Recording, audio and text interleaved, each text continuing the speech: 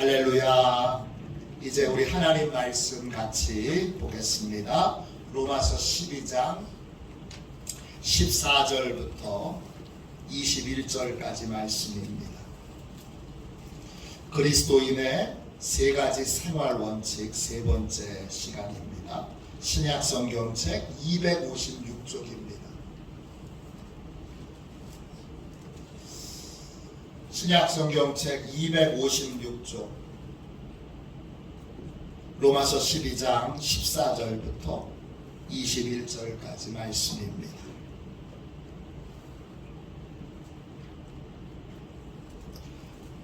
우리 같은 목소리로 함께 읽도록 하겠습니다. 같이 읽겠습니다. 14절입니다. 너희를 박해하는 자를 축복하라. 축복하고 저주하지 말라. 즐거워하는 자들과 함께 즐거워하고 우는 자들과 함께 울라. 서로 마음을 같이 하며 높은 데 마음을 두지 말고 도리어 낮은 데 처하며 스스로 지혜 있는 채 하지 말라. 아무에게도 악을 악으로 갚지 말고 모든 사람 앞에서 선한 일을 도모하라. 할 수 있거든 너희로서는 모든 사람과 더불어 화목하라. 내 사랑하는 자들아, 너희가 친히 원수를 갚지 말고 하나님의 진노하심에 맡기라. 기록되었으되 원수 갚는 것이 내게 있으니 내가 갚으리라고 주께서 말씀하시니라. 내 원수가 줄이거든 먹이고 목마르거든 마시게 하라. 그리함으로 내가 숯불을 그 머리에 쌓아 놓으리라. 악에게 지지 말고 선으로 악을 이기라. 아멘. 할렐루야. 한 주간 동안 잘 지내셨지요? 2층에서 예배 드리시는 분들, 또 3층에서 예배 드리시는 분들, 하나님의 은혜와 평강 가운데 거하시기를 축원합니다. 그리스도인의 생활 원칙, 오늘 같이 읽은 말씀은 그리스도인들의 생활 원칙을 우리에게 알려주고 있습니다. 모든 원칙은 간단하고 또 단순해야 합니다. 그리스도인의 생활 원칙도 세 가지로 간단하게 정리할 수 있습니다. 첫 번째, 은혜의 빚은 반드시 갚으라. 두 번째, 악을 악으로 갚지 말라. 세 번째, 선으로 악을 이기라. 첫 번째 원칙, 은혜의 빚은 반드시 갚으라. 우리는 하나님께 은혜를 받았습니다. 은혜를 받았으면 은혜를 갚아야 될 책임이 우리에게 있습니다. 하나님께서는 하나님께 받은 은혜를 사람에게 갚으라고 하십니다. 구체적으로 누굽니까? 구원받은 다음에 하나님이 교회에서 만나게 하신 분들, 또 전도하도록 하나님이 붙여주신 분들, 이분들에게 은혜를 갚아야 합니다. 어떻게 갚아야 합니까? 그들이 기뻐할 때 함께 기뻐해야 합니다. 그들이 울 때 함께 울어주어야 합니다. 또 하나님이 함께 일하게 하신 분들 존중해야 합니다. 존중한다는 건 장점을 인정한다는 거고, 그리고 그 장점을 칭찬한다는 것입니다. 그렇게 함으로 내가 섬기는 교회를 아름다운 믿음의 공동체로 만드는 것, 우리 교회를 좋은 교회로 만드는 것, 그것이 바로 하나님께서 베푸신 은혜를 갚는 것입니다. 둘째 원칙은 무엇입니까? 악을 악으로 갚지 말라. 왜 악을 악으로 갚지 말아야 합니까? 악을 악으로 갚는 것, 악에게 지배를 당하는 겁니다. 이건 나를 파괴하는 일이고 나를 망가뜨리는 일입니다. 그렇다면 악행으로 인해서 받은 상처, 아픔, 고통은 어떻게 합니까? 하나님의 진노하심에 맡겨야 합니다. 하나님께서는 하나님의 자녀가 상처 입을 때, 고통당할 때, 또 아픔을 겪을 때 그걸 보시고 분노하십니다. 우리는 하나님의 진노하심 그것을 맡겨야 합니다. 그러면 어떻게 됩니까? 하나님이 대신 갚아주십니다. 오늘 함께 나눌 말씀은 세 번째 원칙입니다. 세 번째 원칙은 선으로 악을 이기라 입니다. 선으로 악을 이긴다는 것이 무엇입니까? 간단하게 정리하면 악에게 반응하지 않고 하나님께만 반응하는 삶을 사는 것입니다. 악에게 반응하면 우리는 악의 지배를 받고 우리 스스로가 악한 자가 됩니다. 그런데 우리 그리스도인들은 누굽니까? 우리는 죄에 대해서 죽은 자들입니다. 로마서 6장 11절입니다. 이와 같이 너희도 너희 자신을 죄에 대하여는 죽은 자요 그리스도 예수 안에서 하나님께 대하여는 살아있는 자로 여길지어다. 그렇습니다. 사도 바울은 세례를 이렇게 설명합니다. 세례를 받는다는 건 죄에 대해서 죽고 하나님에 대해서 살아나는 것이다. 그렇게 설명합니다. 죄에게 반응하지 않고 오직 하나님께만 반응하는 사람이 되는 것입니다. 세례받은 그리스도인들은 스스로를 그렇게 여겨야 합니다. 나는 죄에 대해서는 죽고 하나님에 대해서만 살아있는 사람.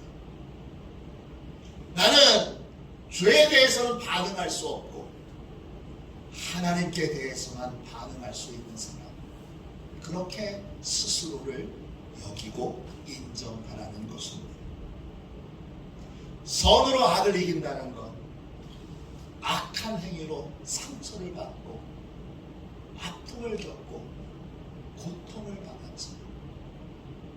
악한 행위에 반응하지 않고 이 일들을 통하여 하나님이 뜻하신 바가 이루어지고 오직 하나님의 뜻에만 반응하는 삶을 사는 것을 의미합니다. 선이란 하나님의 뜻대로 행하는 것입니다.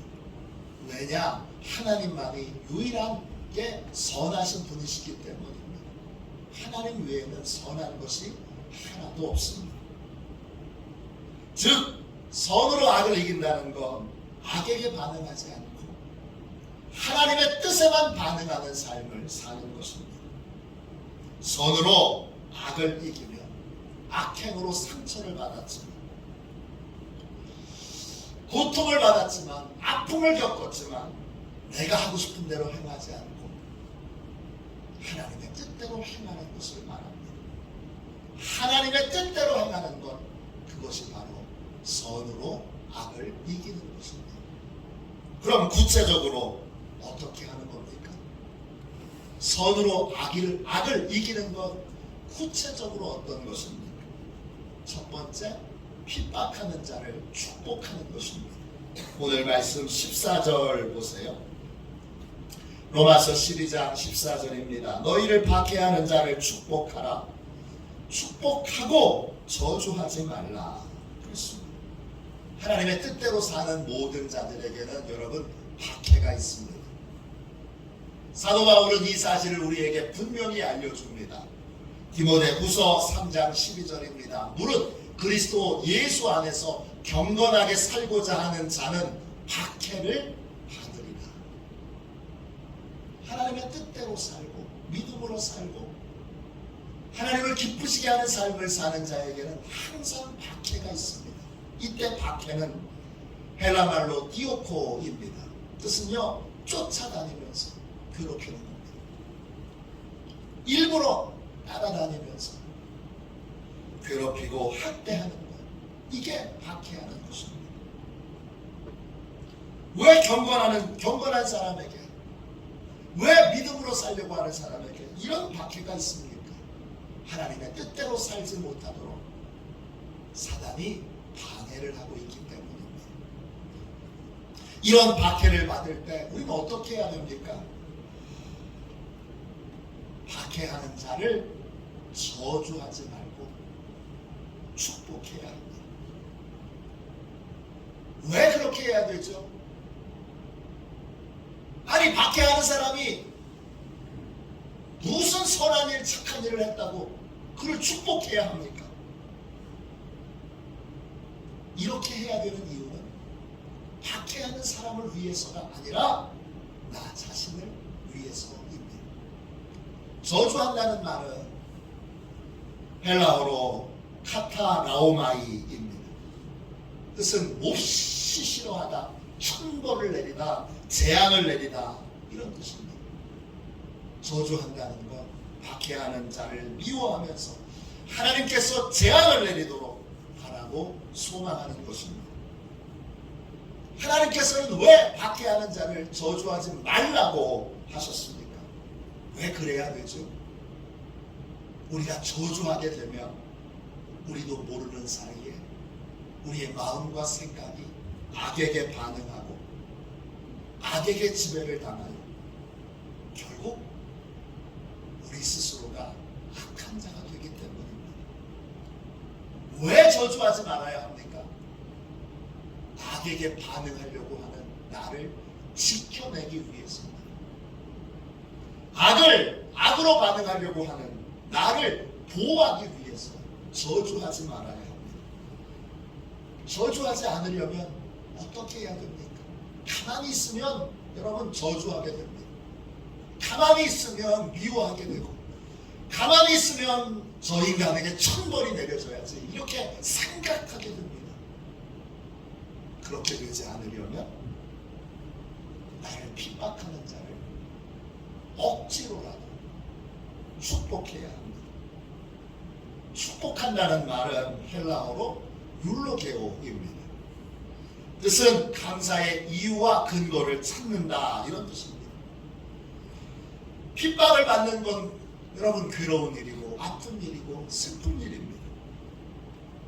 그런데 손해만 있는 건 아닙니다. 반드시 핍박을 받는 데에도 유익이 있습니다.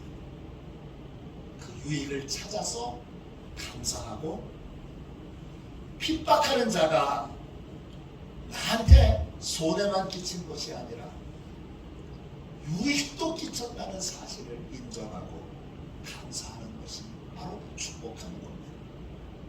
피터 로드 목사님이 쓰신 귀한 책 하나님의 음성 듣기에 이런 간증이 나옵니다. 이 피터 로드 목사님은 한 달에 한 번씩 시편을 통독하는 그런 습관을 가지고 계십니다. 어느 날 시편을 읽다가 시편 60편 8절에 이런 말씀이 나오는 것을 봤습니다.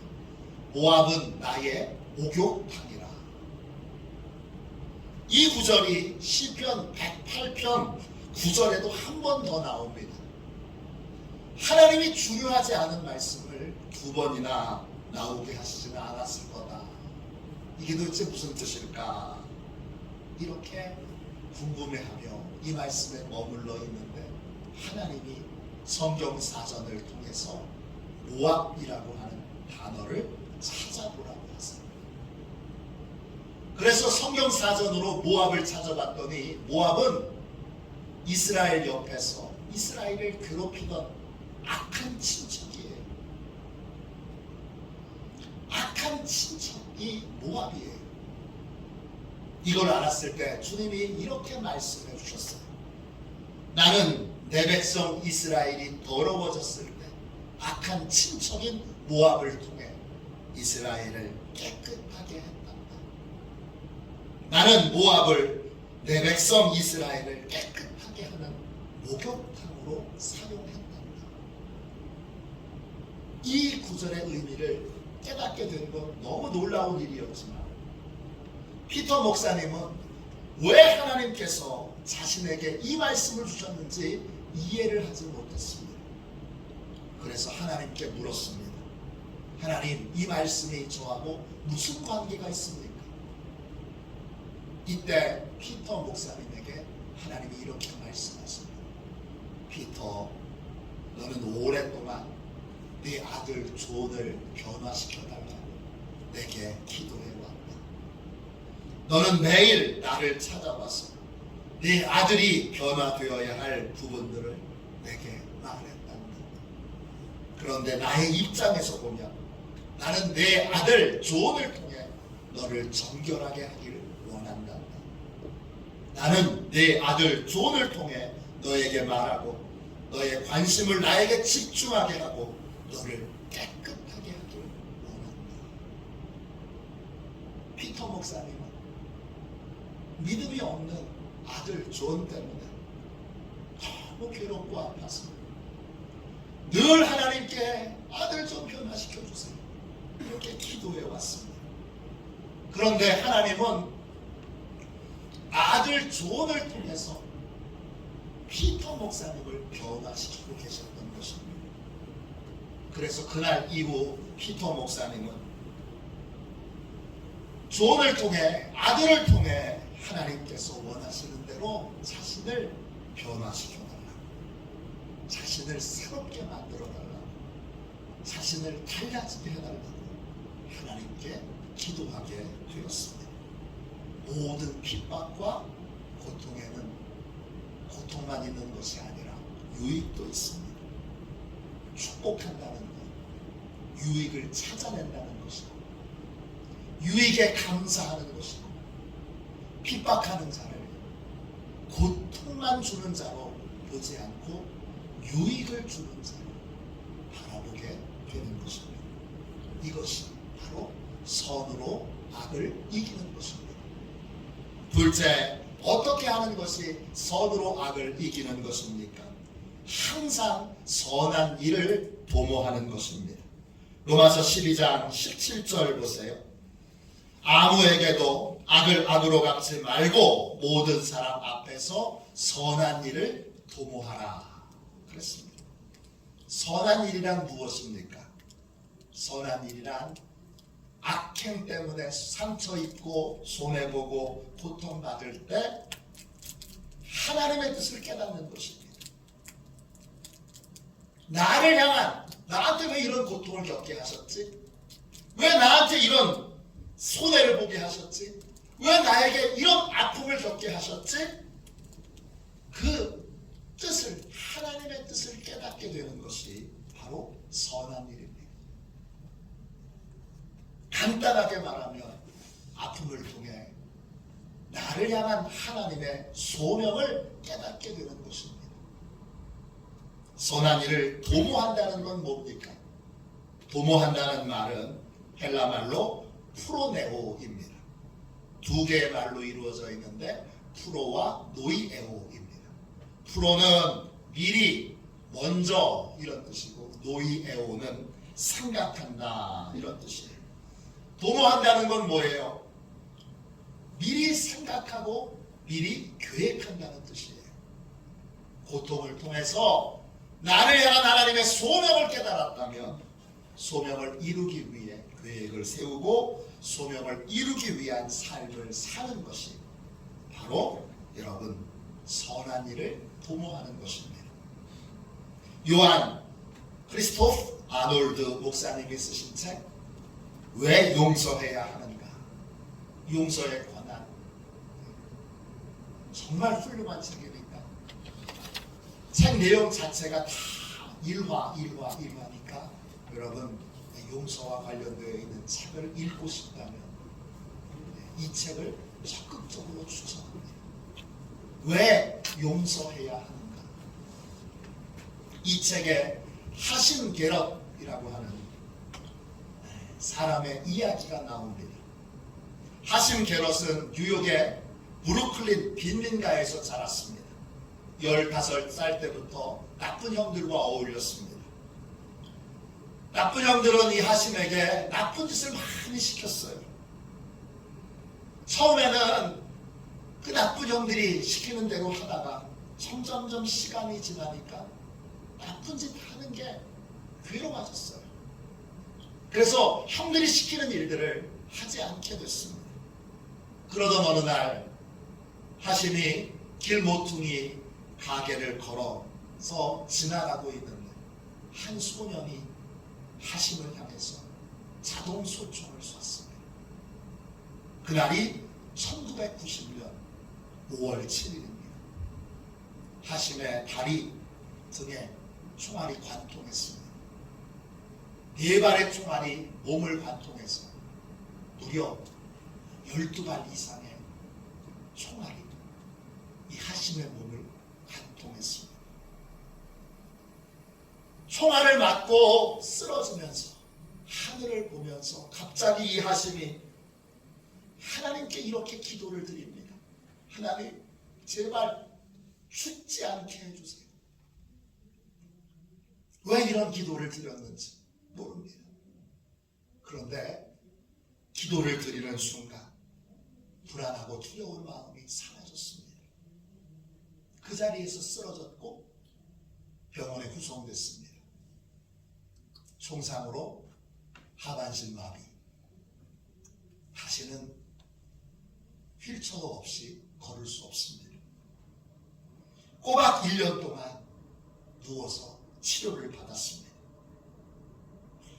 병원에 있으면서 왜 그 소년이 자신에게 총을 쐈는지 그 이유를 알게 됐습니다. 자신이 어울렸던 나쁜 형들이 이제 심부름을 하지 않자, 심부름을 거절하자 하심을 함정에 빠뜨려 총을 맞게 했던 것입니다. 그 나쁜 형들과 자기에게 총을 쏜 그 소년을 향하여 복수심과 분노로 하심은 병원에 있는 내내 스스로를 괴롭힙니다. 그러다가 어느 날 갑자기 이런 생각이 들었습니다. 왜 하나님이 나 같은 나쁜 놈의 기도를 들으셨지? 왜 하나님이 총을 맞아 죽게 된 나 같은 나쁜 놈의 기도를 들으셨지? 그 이유가 궁금해졌습니다. 그래서 하심은 병원에서 기도를 시작했습니다. 기도하면서 하심은 시기가 언제였는지 모르지만 자신은 어쨌든 총을 맞을 수밖에 없는 사람인 것을 깨닫게 됩니다. 왜냐? 사고가 있기 6개월 전에 자신도 나쁜 형들의 심부름으로 다른 사람에게 총을 쏜 적이 있기 때문입니다. 형들이 시켰기 때문이고 자신이 얼마나 센 사람인지 강한 사람인지 보여주기 위해서 그렇게 총을 쐈는데 정확하게 6개월 후에 자신이 다른 사람의 총에 맞아 불구가 되어버린 것입니다. 자신에게 총을 쏜 소년도 분명히 나쁜 형들이 시켰을 것입니다. 하심은 자신이 겪고 있는 고통이 자신이 뿌린 씨앗의 결과인 것을 깨닫게 됩니다.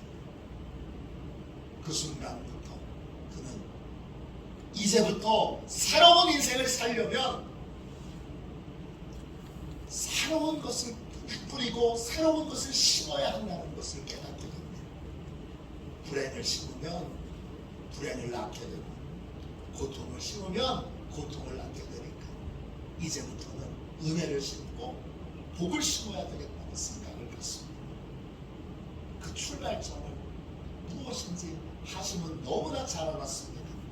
그건 자신을 이렇게 만든 소년과 나쁜 형들을 용서하는 것입니다. 그러나 현실에서 매일매일 겪게 되는 고통은 그들을 용서하기 어렵게 만듭니다. 15살 된 소년이 누군가의 도움 없이는 화장실에 갈 수 없습니다. 아무리 용서해도 현실은 달라지지 않습니다. 그러나 매일 분노와 복수심으로 마음속에서 일어나는 혼란과 번민과 고통 가운데 최소한 용서를 하면 이 매일 같은 지옥의 삶에서는 벗어날 수 있겠다라는 생각을 갖게 됩니다. 그는 결국 하나님께서 원하시는 대로 자기 인생에 새로운 것을 심기로 결심합니다. 그 첫 번째가 용서를 심는 것입니다. 하심은 그 나쁜 형들과 그 소년을 용서합니다. 그리고 하나님께서 분명히 자신을 죽이시지 않은 데는 또 다른 이유가 있을 것이다 생각하며 하나님의 뜻을 구하는 기도를 드리게 됩니다. 오랫동안 하나님께 기도를 드린 끝에 그는 폭력의 악순환 속에 살아가는 빈민가 아이들을 구원하는 것이 자기의 소명인 것을 깨닫게 됩니다. 그래서 빈민가 소년들을 돕기 위한 지혜와 이해라고 하는 단체를 만들게 됩니다. 그는 지금 미국 전역을 다니면서 빈민가에 자라서 소망을 전혀 갖지 못하는 수많은 불량 청소년들을 만나고 다닙니다. 그는 용서를 통해서 폭력의 악순환에서 벗어날 수 있다는 자기의 몸으로 보여줍니다. 그는 목발을 짚고 아이들을 만나고 자기가 맞았던 자국들을 총알이 관통한 자국들을 보여주면서 자신이 어떻게 자신에게 총을 쏜 소년과 그 일을 모의했던 나쁜 형들을 용서할 수 있었는지를 간증하고 또 그들에게 용서만이 폭력의 악순환에서 벗어나는 유일한 길인 것을 가르쳐 줍니다. 그는 빈민가 아이들에게 목발을 짚고 또 총알 자국을 보여주는 걸 즐거워합니다. 왜냐? 이 모습이, 이 증거가 그들에게 좋은 교훈이 된다는 걸 분명히 믿기 때문입니다.